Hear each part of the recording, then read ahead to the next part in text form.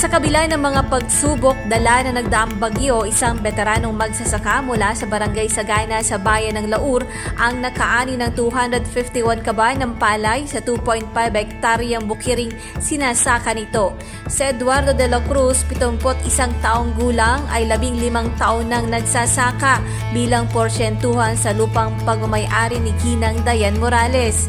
Ayon sa kanya, umaabot sa halos 80,000 pesos ang kabuang gastos nito na sabog tanim. Anya, kapag tag-araw, umaabot sa mahigit 300 kaban ang inaani nito. Dahil sa nagdaang bagyo, ang ilan sa palay niya ay dumapa.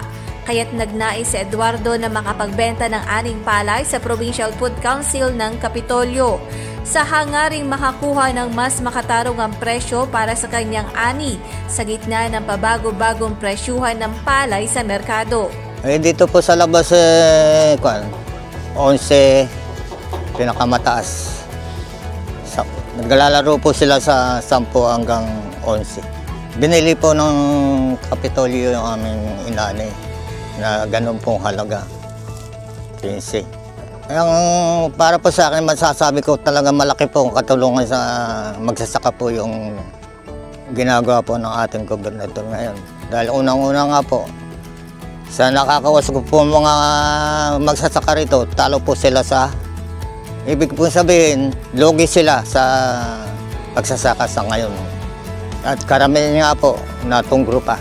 Kaya sa totoo lang po, talaga malaki ang pasasalamat namin.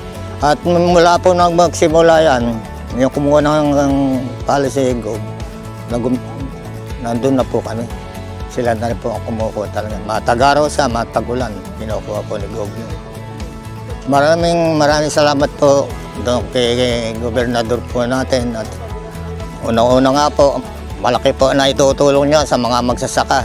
Dahil sa presyo po ng lumalakad sa ngayon, talagang mapakaganda po ng kanyang programa sa pamimili po ng palay sa mga magsasakang kagaya po mahirap. Para sa Balitang Nueva Ecija, Maylin Ponciano ng DWNE Teleradyo, ang inyong kakampi.